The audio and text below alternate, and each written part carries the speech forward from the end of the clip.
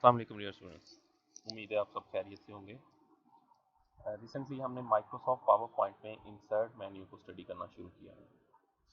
Insert में हमने अपने लास्ट लेक्चर में table, pictures, clip art, shape, smart art को समझा कि हम किस तरह इनको अपनी प्रेजेंटेशन की स्लाइड्स में इस्तेमाल कर सकते हैं, किस तरह हम इनको एडिट कर सकते हैं, किस तरह हम इनके अंदर अपनी मकसद का डाटा ऐड कर सकते हैं। आज का लेक्चर बहुत अहम है। आज के लेक्चर में शायद हम सबसे अहम तरीन चीज़ सीखेंगे, चार्ट्स का इस्तेमाल।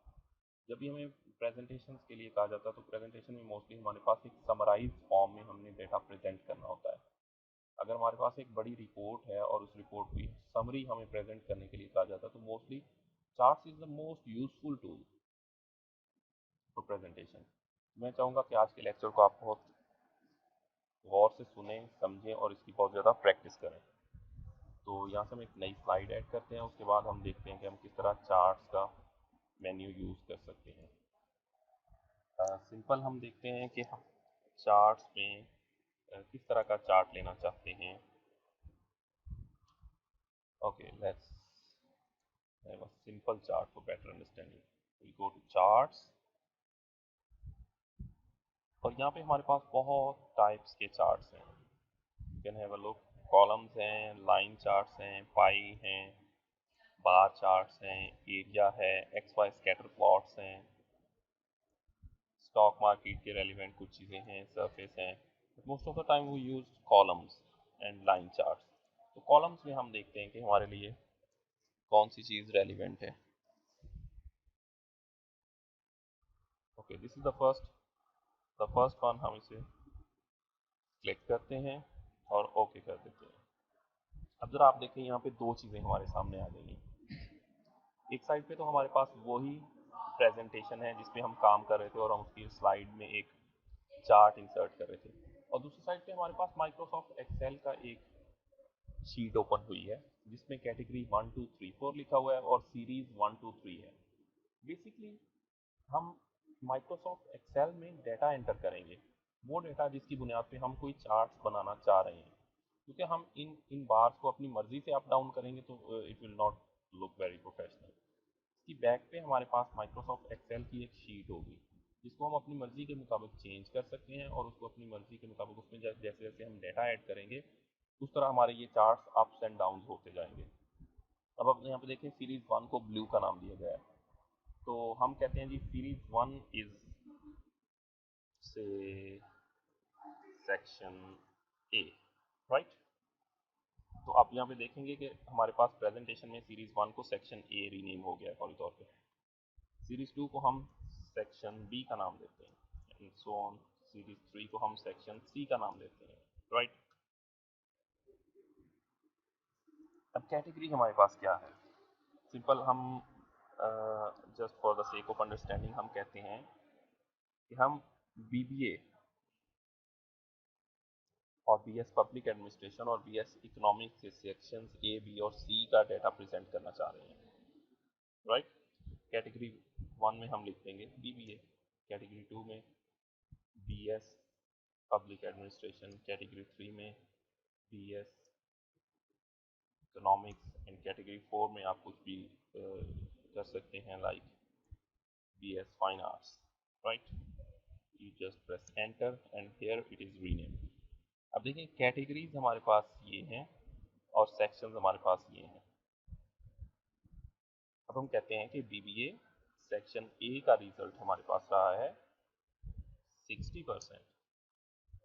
अब देखें, टोटली हमारा चार्ट जो है वो चेंज हो रहा है। और बीएस पब्लिक एडमिनिस्ट्रेशन में सेक्शन ए का रिजल्ट हमारे पास रहा है 57%।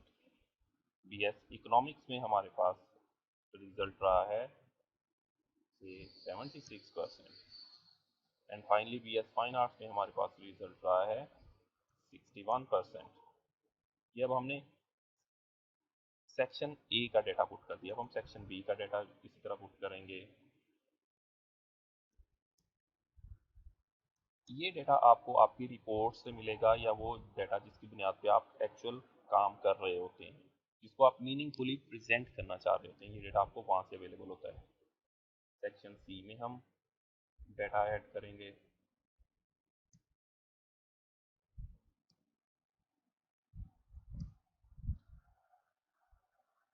ये हमने डेटा ऐड किया और उसके मुताबिक हमारा चार्ट जो है वो मुकम्मल हो गया।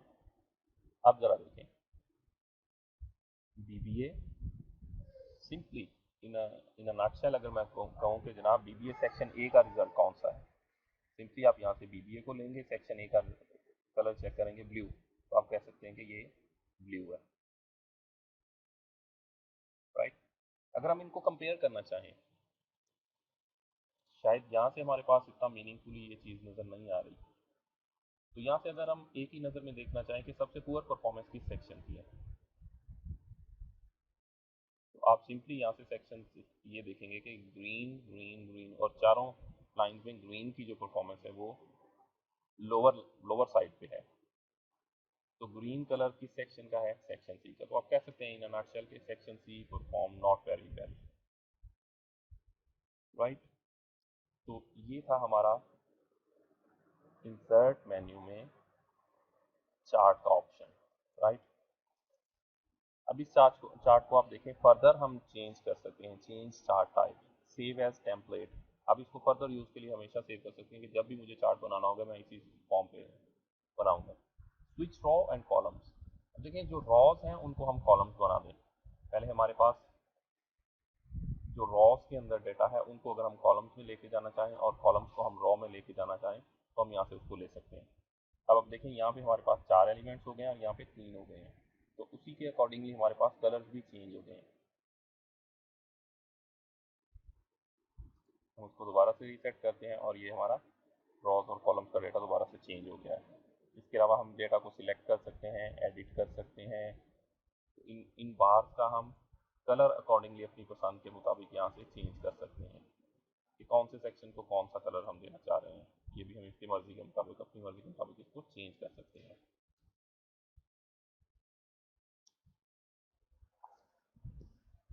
तो it's very professional looking and it's so simple. मैं चाहूँगा कि आप इसको ज़रूर प्रैक्टिस करें और इसके मुताबिक अपने प्रोफेशनल स्किल्स को बेहतर बनाएं। This is how we use charts in Microsoft PowerPoint. Remember charts के बैकग्राउंड में हमारे पास माइक्रोसॉफ्ट एक्सेल की एक शीट होती है जहाँ पे हम डेटा इंसर्ट करते हैं। जब हम वहाँ पे डेटा इंसर्ट करते हैं तो यहाँ पे हमारे बार्स और चार्ट्स अकॉर्डिंगली चेंज होना शुरू हो जाते हैं। यहाँ पे से हम BS फाइन आर्ट्स के बाद BS tourism and hospitality management एक न्यू प्रोग्राम है, उसका डेटा हम ऐड कर देते हैं। It's so simple. Section A का हम कहते हैं जी,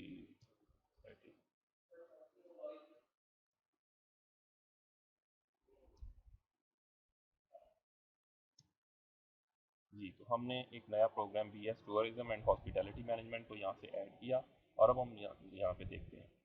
ये देखिए BS T and HM stand for BS tourism and hospitality management. अब देखें कि इसका रिजल्ट अगर हम पूछें कि सबसे पुअर रिजल्ट किस सेक्शन का रहा है, तो सेक्शन में से हम ग्रीन कलर को देख लेंगे क्योंकि यहाँ पे ग्रीन का बार बाकियों से काफ़ी लो है, राइट। और अगर हम बात करें कि प्रोग्राम्स में से किस प्रोग्राम का हमारे पास रिजल्ट सबसे लो रहा है, तो हम यहाँ से एक नज़र में देखने से इसको बता सकते हैं कि BS tourism and hospitality management का result is not so good. So this is how we use charts, how we edit it, how we insert the data and how we present it. Remember अब तक हम Microsoft power point को normal mode में use कर रहे हैं। अब यहाँ पे 3 आपके पास व्यूज़ हैं, नॉर्मल है, स्लाइड सॉर्टर है और फिर उसके बाद स्लाइड शो है। एक्चुअल जब हम प्रेजेंट करते हैं तो वो हम इस वे में करते हैं, स्लाइड शो में। अब देखें, this is the actual presentation. Normal view हमारा जब हम एस्केप प्रेस करेंगे तो this is our normal view. यहाँ पे हमारी सारी slide side to side show होंगी। हम यहाँ पे देखना चाहें कि किस स्लाइड में कौन सा डेटा है, तो ये हमारा वो व्यू होगा। कितनी स्लाइड्स हैं, कौन सी स्लाइड पे हमने टेबल बनाया है, कौन सी स्लाइड पे पिक्चर है, क्लिप आर्ट है एंड सो ऑन। दोबारा से हम अपनी नॉर्मल व्यू में आ जाते हैं। इंसर्ट मेन्यू में हमने चार्ट को इंसर्ट करना सीखा है। इसके अलावा नेक्स्ट है हमारा text box. Text box is so simple. आप यहाँ पे क्लिक करें और स्लाइड की जिस जगह पे आप इसको इंसर्ट करना चाहें वहाँ पे आप इसको इंसर्ट करके उसके अंदर लिख सकते हैं। सिंपल हम लिख सकते हैं कि लास्ट 3 years रिजल्ट। तो हम बेसिकली रिजल्ट हैं, हमारे पास ग्राफ है, और यहाँ पे हमने एक छोटा सा text menu text box add कर दिया, और उसके अंदर हमने बता दिया कि these results are only for last 3 years, right. It's so simple. We again go to insert and then we see what's next. Header and footer. This is so interesting thing and so easy.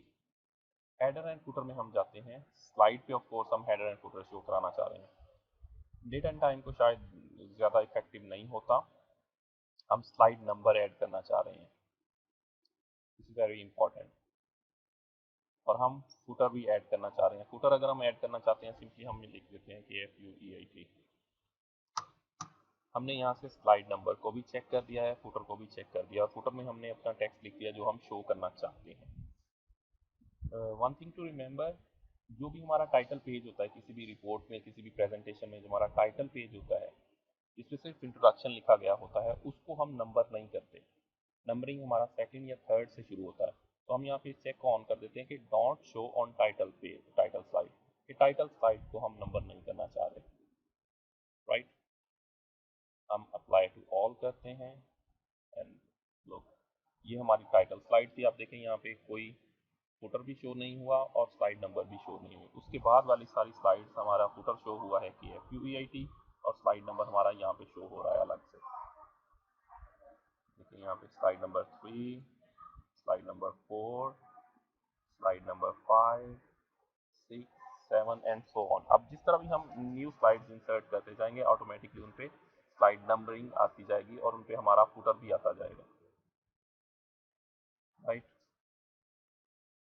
हमारा next है word art. Word art में हमारे पास कुछ ready to use word graphics होते हैं जिनके मुताबिक हम एडिटिंग कर सकते हैं। It's so simple. Okay, let's insert a new slide for better understanding. जी, तो यहाँ पे हमारे पास इंसर्ट में वर्ड आर्ट है। हमें ये डिज़ाइन पसंद है, हम इसे सिंपल सिलेक्ट करते हैं और ये हमारे पास सिलेक्शन की सूरत में आ गया। हम यहाँ पे ये FUEITRY कर लेते हैं। यहाँ से हम सिंपली इसको थोड़ा सा रोटेट कर लेते हैं and we drag it on our right position. तो this is the way we use smart art. हम इसको साइज को थोड़ा बेहतर कर सकते हैं, एडिट कर सकते हैं।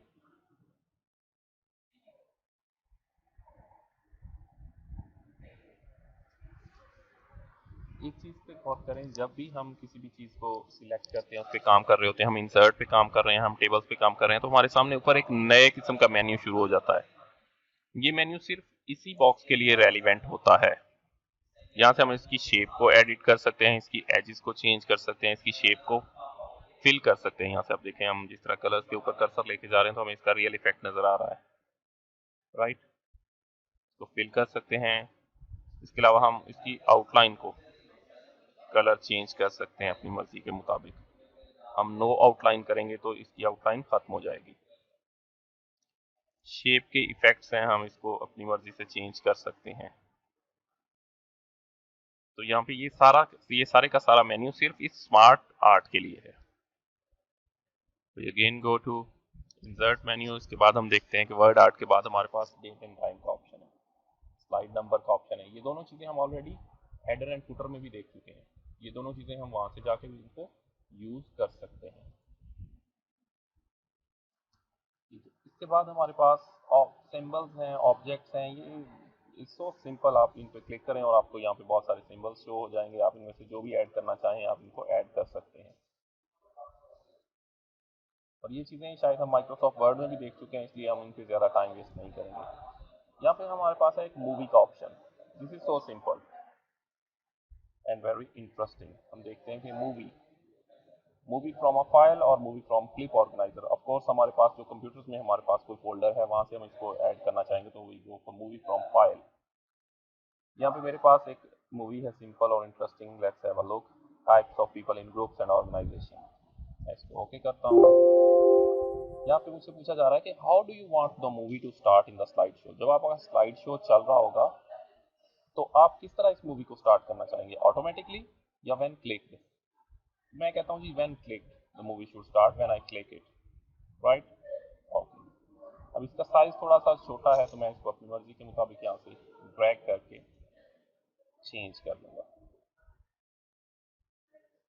राइट। यहाँ पे मैं लिखता हूँ व्हाट इज चेन वर्क, ये हमारी मूवी क्लिप का टाइटल है। मैंने क्लिक किया और ये मूवी स्टार्ट हो गई है।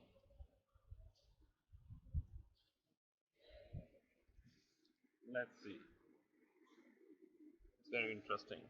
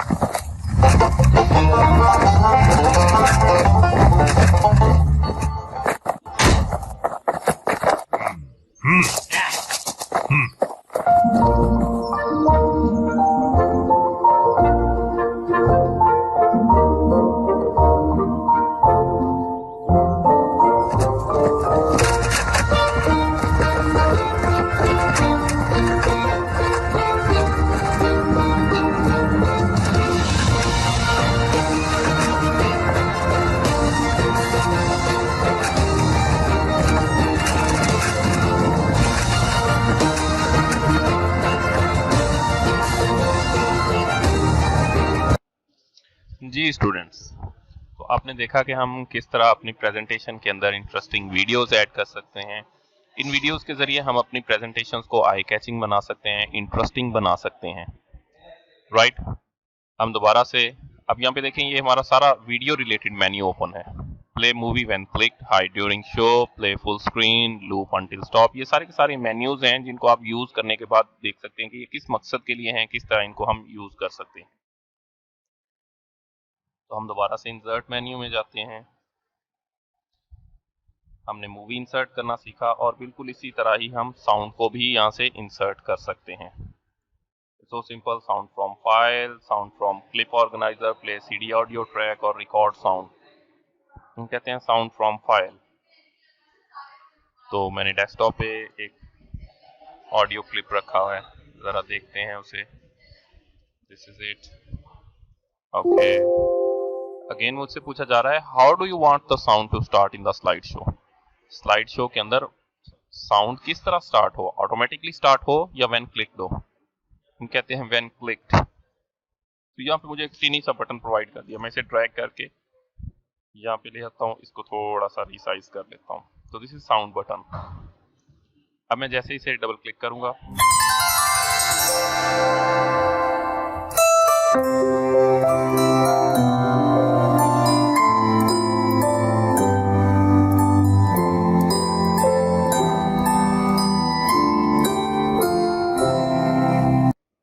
जी, तो आपने देखा कि हम किस तरह अपनी स्लाइड्स के अंदर साउंड ऐड कर लेते हैं। ये साउंड जिस वक्त हमारा एक वेटिंग टाइम होता है, हमारे कुछ पार्टिसिपेंट्स आ रहे होते हैं, कुछ चीज़ें अभी वेटिंग टाइम में होती हैं, तो हम बैकग्राउंड में एक लाइट किस्म का साउंड ऐड कर लेते हैं, जिसके ज़रिए हम पार्टिसिपेंट्स की रिटेंशन रखते हैं। So this is all about insert menu. Insert menu में हमारे 2 लेक्चर्स में हमने tables, pictures, clip art, shape, smart art, chart, text box, header footer, word art, date and time, slide number, object, movie और sound के functions को use करना सीखा। हमने देखा कि किस तरह हम अपनी प्रेजेंटेशंस को इंटरेस्टिंग बना सकते हैं, किस तरह हम इनमें डिफरेंट ऑब्जेक्ट्स ऐड कर सकते हैं और किस तरह हम अपने पार्टिसिपेंट को रिटेन कर सकते हैं। That's all for our today's lecture. Thank you for understanding. मैं एंड में आपसे दोबारा रिक्वेस्ट करना चाहूँगा, प्लीज मेक श्योर आप इसको ज़्यादा से ज़्यादा प्रैक्टिस करें। Remember, practice makes a man perfect. जब आप ऑर्गेनाइजेशंस में जाएंगे तो आपको इन चीज़ों की, इन लेक्चर्स की बहुत ज़्यादा कमी महसूस होगी। एक चीज़ हमेशा ज़हन में रखें, ऑर्गेनाइजेशंस आपसे काम लेने के लिए आपको हायर करती हैं, आपको काम सिखाने के लिए कोई ऑर्गेनाइजेशन हायर नहीं करेगी। दे मेक श्योर कि आप डे 1 से उनके लिए इफेक्टिव हों। ऐसे नहीं होगा कि आप एक ऑर्गेनाइजेशन को ज्वाइन करेंगे और वहां पे जाके आप काम सीखेंगे और फिर आप काम करने के काबिल होंगे। ऐसा कभी नहीं होगा। आपको काम सीख के वहां पे जाना होगा और यही ऑफिस में यही प्रेजेंटेशंस बनती हैं। एक्सेल्स के अंदर कुछ चीजें हम एंटर करते हैं और इस तरह वर्ड में हम अपनी डॉक्यूमेंटेशन बनाते हैं। तो आप इन लेक्चर्स को ज्यादा से ज्यादा गौर से सुने और उसके बाद इनको ज्यादा से ज्यादा प्रैक्टिस करें। Thank you. Allah Hafiz.